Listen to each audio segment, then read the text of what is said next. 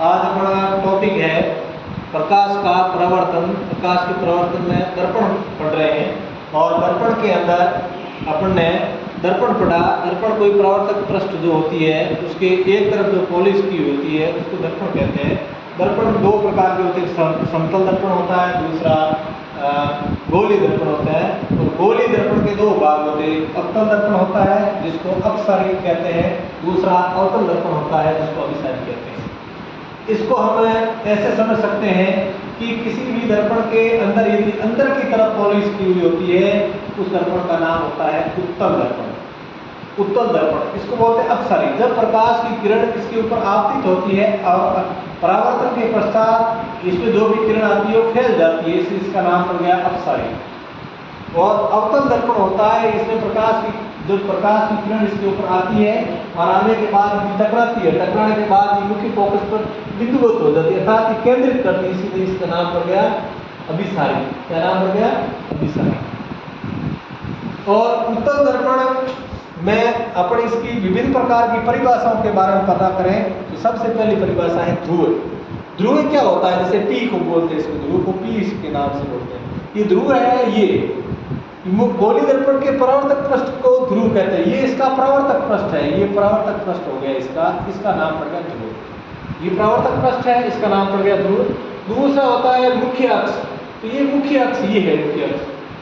तो ये ध्रुव तथा मुख्य फोकस या वक्रता केंद्र से गुजरने वाली एक काल्पनिक रेखा को क्या बोलते हैं? वक्रता केंद्र बोलते हैं।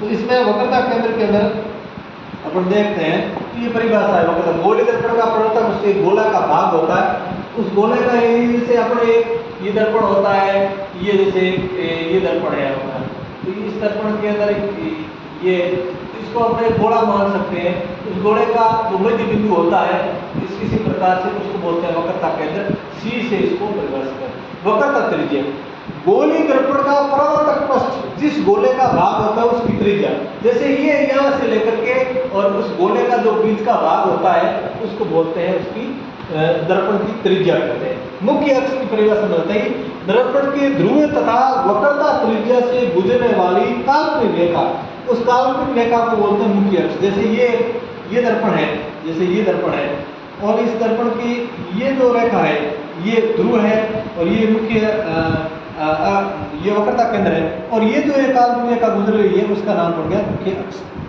नेक्स्ट में जो परिभाषा एक है मुख्य फोकस दूरी। गोली दर्पण के ध्रुव तथा मुख्य फोकस के बीच की दूरी। जैसे अपन कोई भी दर्पण करते हैं, एक अगर मुख्य फोकस, जब कोई प्रकाश की किरण किसी दर्पण पर आपतित होती है और परावर्तन के पश्चात जिस बिंदु पर मिलती है या मिलती हुई प्रतीत होती है या आभासी बनता है या वास्तविक बनता है, उसी का नाम पड़ा मुख्य फोकस। जैसे हम मुख्य फोकस की परिभाषा में दोबारा आपको बताता हूँ। जैसे यहाँ ये प्रकाश, ये उत्तल दर्पण है, यहाँ पर जब प्रकाश की किरण आई और आने के बाद में टकराई तो मुख्य अक्ष, जब कोई प्रकाश की किरण मुख्य अक्ष के समांतर होती हुई आपतित होती है और परावर्तन के पश्चात जिस बिंदु पर मिलती है, ये उत्तल दर्पण है, या मिलती हुई प्रतीत होती है, यहाँ प्रकाश की किरण आई और यहाँ से ये आती हुई प्रतीत होती है, तो ये यहाँ उत्तल में प्रतीत होती है। अवतल दर्पण के अंदर प्रकाश की किरण जो होती है वो यहाँ वास्तव मिल रही है। जब प्रकाश की किरण मुख्य अक्ष से सापेक्ष आती है, टकराती है, टकराने के बाद ये वास्तव बिंदु पर मिलती है, उसको बोलते हैं मुख्य फोकस। क्या बोलते हैं? जब कोई प्रकाश की किरण मुख्य अक्ष के समांतर होती ही किसी दर्पण पर आपतित होती है और परावर्तन के पश्चात जिस बिंदु पर मिलती है या मिलती हुई प्रतीत होती है, उसी का नाम है मुख्य अक्ष, मुख्य फोकस। और फोकस दूरी हो गई ये पी ध्रुव और यहाँ के बीच की दूरी हो गई मुख्य अक्ष। इसके तीन नियम हैं। जब इसमें एक तो प्रकाश की किरण मुख्य अक्ष के समांतर आती है और टकराने पर मिलती है, जैसे मुख्य अक्ष समांतर आई और ये मुख्य फोकस पर आती है या आती ही प्रतीत होती है, ये पहला नियम। दूसरा नियम इसमें है जब कोई प्रकाश की किरण मुख्य फोकस से होती है, जैसे यहाँ से प्रकाश की किरण आई और आने के बाद ये टकराई, टकराने के बाद ये मुख्य अक्ष के समांतर हो जाती है, दूसरा नियम। तीसरा नियम है यदि वक्रता केंद्र सी है और सी से कोई प्रकाश की किरण आती हुई है, सी से, तो सी से आती है तो बिना मुड़े टकराए चली जाती है। एक होता है वक्रता पृष्ठ, ये है P, ये ध्रुव है। यहाँ कोई प्रकाश की किरण आई और टकराई यहाँ, तो जितना आपतन कोण बढ़ता है उतना ही परावर्तन कोण बढ़ता है। तीन प्रकार के नियमों से अब अपन पढ़ेंगे कि इसमें अवतल दर्पण में प्रतिबिंब कैसे बढ़ता है। अवतल दर्पण में प्रतिबिंब, तो अवतल दर्पण में प्रतिबिंब बढ़ने के लिए हम देखते हैं कि जब वस्तु अनंत पर हो, पहला नियम है जब वस्तु अनंत पर है, यहाँ है वस्तु, ये वस्तु अनंत पर है, तो इसमें दो नियम मैंने अभी आपको नियम बताया। यहाँ तो पहला नियम होगा जब प्रकाश की किरण सम्मुखी अक्ष से समांतर आई, आने के बाद टकराई, टकराने के बाद मुख्य फोकस पे आ गई, यहाँ भी आई, और जिस बिंदु पर ये मिलती है वहां प्रतिबिंब बढ़ गया। प्रतिबिंब कैसा बनेगा देखो, वो अवतल दर्पण में प्रतिबिंब एक कंडीशन को छोड़ करके हमेशा वास्तविक और उल्टा बढ़ता है, हमेशा वास्तविक और उल्टा बढ़ता है, ये ध्यान रखो, हमेशा वास्तविक और उल्टा ही बढ़ता है, ये बस याद ही रखना। तो यहाँ प्रतिबिंब बढ़ा, ये मुख्य फोकस पर बढ़ा, बिंदुवत बढ़ा, वास्तविक मुख्य फोकस। दूसरा है सी पर, सी से परे रहता, वक्रता केंद्र से परे वस्तु स्थित है। अब ऐसे चलते जाएंगे, प्रतिबिंब बढ़ता जाएगा, तो यह वस्तु है। यहाँ ये आई, दो नियम इसमें लागू हुए, पहला मुख्य अक्ष से समांतर आई, आने के बाद टकराई और मुख्य फोकस से गुजर गई, पहला नियम ये हो गया। दूसरा मैंने आपको नियम बताया था कि दूसरा नियम वक्रता केंद्र से जब कोई वस्तु आती है, टकराने जाती है, वापिस उसी मार्ग में चली जाती है। अब जिस बिंदु पर ये दोनों मिल गए, वस्तु सी और एफ के मध्य, तो जहां ये दोनों मिली वहां प्रतिबिंब बढ़ गया। सी से परे है तो वस्तु से छोटा, ये वस्तु ए भी है, और यह प्रतिबिंब बढ़ गया ए डैश बी डैश, दो बढ़ गए। ये वस्तु से छोटा बढ़ेगा, वास्तविक बढ़ेगा, उल्टा बढ़ेगा। कैसा बढ़ेगा? उल्टा बढ़ेगा, ये याद रख लेना। तीसरा इसकी कंडीशन है जब वस्तु सी पर हो, वस्तु कहां पर हो? सी पर।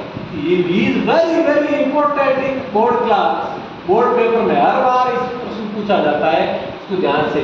सी पर वस्तु है तो सी पर ही प्रतिबिंब बढ़ेगा। यह वस्तु स्थित है प्रतिबिंब सी पर, वास्तविक तो यह है वस्तु, ये आई, टकराई, टकराने के बाद में दो नियम मैंने कहा, ये मुख्य अक्ष से समांतर आई, फोकस से गुजर गई। दूसरे जो नियम था उसका उल्टा है, ये मुख्य फोकस के समांतर प्रकाश की किरण आई और टकराने के बाद में ये मुख्य अक्ष के समांतर हो गई, ये दोनों जिस बिंदु पर मिल गए वहां पर वास्तविक वस्तु के बराबर जो प्रतिबिंब बनता है, प्रतिबिंब हमेशा वक्रता, यदि वस्तु वक्रता केंद्र पर है तो प्रतिबिंब भी वक्रता केंद्र पर ही बनेगा, ये ध्यान कर लो। चौथा है वस्तु सी और एफ के मध्य हो, यह है सी और एफ के मध्य, ये वस्तु यह है। अब जैसे जैसे अपन इधर लेते जाएंगे प्रतिबिंब इसके पीछे बढ़ता जाएगा, तो इसमें एक नियम तो सी वाला हो गया, एक के, तो यह प्रतिबिंब बढ़ा है, वह प्रतिबिंब सी से परे बढ़ गया, अर्थात वक्रता केंद्र के वहां बढ़ गया, प्रतिबिंब इसके पीछे बढ़ा। प्रतिबिंब कैसा बड़ा है? वास्तविक है, बड़ा है और उल्टा है, ये इसका तीसरा है। और चौथा इसमें है वस्तु एफ पर हो, मुख्य फोकस पर यदि वस्तु स्थित है तो यहाँ पर भी दो नियम है, सी वाले केंद्र गुजरती है, वो अनंत पर, प्रतिबिंब कहाँ बढ़ेगा इसका? अनंत पर बढ़ेगा। जैसे यहाँ वस्तु है तो पहला नियम तो यह है मुख्य अक्ष से समांतर आई, टकराने के बाद मुख्य फोकस से गुजर गई, ये हो गया। दूसरा इसमें होता है सी से आई, सी से गुजर गई। अब दोनों जिस स्थान, ये प्रतिबिंब हमेशा अनंत पर बढ़ेगा, कहाँ पर बढ़ेगा? अनंत पर। तो बढ़ेगा कैसा? उल्टा, उल्टा बढ़ेगा और वास्तविक, ये दो चीजें। एक कंडीशन जो ये बहुत इंपॉर्टेंट कंडीशन है, इसमें वस्तु यदि P और F के मध्य हो, यदि वस्तु ये P है यहाँ और ये F है, इसके बीच में है, तो जब प्रकाश की किरण आई, ये जो मैंने कहा ना, ये कोण, आपतन कोण जितना ही परावर्तन कोण बढ़ेगा। अब यहाँ ये C है, ये दोनों, ये पीछे की तरफ बढ़ेगा, वस्तु प्रतिबिंब कहाँ बढ़ेगा? पीछे की ओर बढ़ेगा, वस्तु से बड़ा बढ़ेगा और आभासी और सीधा। एक कंडीशन ध्यान कर लो, जब वस्तु P और F के मध्य हो तो प्रतिबिंब आभासी व सीधा ही बनेगा, ये हमेशा ध्यान रख लेना। दूसरा अभी आपने पढ़ा अवतल, अब अपन उत्तल के बारे में पढ़ेंगे। उत्तल दर्पण के में दो ही चीज है, ध्यान दो। उत्तल जो दर्पण होता है, इसमें वास्तव जो वस्तु जब अनंत पर स्थित हो, ये वस्तु यहाँ से टकरा करके यहाँ पर वास्तव में इसको मिलती हुई ये प्रतीत होती है, ये वस्तु आगे जाती नहीं है, यहाँ है, यहाँ है ये, तो ये यूं, अब ये वास्तव में यहाँ आती हुई प्रतीत होती है। तो इसमें हमेशा ध्यान कर लेना उत्तल दर्पण में एक चीज हमेशा याद कर लेना, प्रतिबिंब हमेशा आभासी एवं सीधा ही बढ़ता है, आभासी व सीधा बढ़ता है। इस पॉइंट को नोट कर लेना, आभासी एवं सीधा ही बढ़ता है। उत्तल दर्पण में हमेशा आभासी और सीधा ही बढ़ता है, ये आभासी सीधा बढ़ता है। और यदि वस्तु अनंत पर है तो बिंदुवत बढ़ेगा। दूसरा, वस्तु अनंत तथा दर्पण के ध्रुव के पी के मध्य हो, यह वस्तु है ये दर्पण, तो भी यहाँ प्रतिबिंब है वो दो कंडीशन में, जैसे एक तो ये सी से होती है ये सी और एक एफ है, तो दो कंडीशन में यहाँ प्रतिबिंब क्या बढ़ेगा, छोटा बढ़ेगा, पी एवं एफ के मध्य बढ़ेगा, आभासी एवं सीधा बढ़ेगा, ये ध्यान कर लो। तो ये अपने कुल मिलाकर के उत्तल और अवतल दर्पण के 8 जो डायग्राम है, 8 में से बोर्ड परीक्षा में 2 हमेशा आते हैं, और जो परिभाषा मैंने बताई आपको बहुत सिंपल बताई। इसी प्रकार से आपको बहुत सरल तरीके से ये आप प्रतिबिंब बनाना सीख सकते हैं। तो इसमें आगे आगे बहुत सारा टॉपिक और भी है, दर्पण का सूत्र है, बहुत सारे आगे टॉपिक है, उसके बारे में नेक्स्ट चर्चा।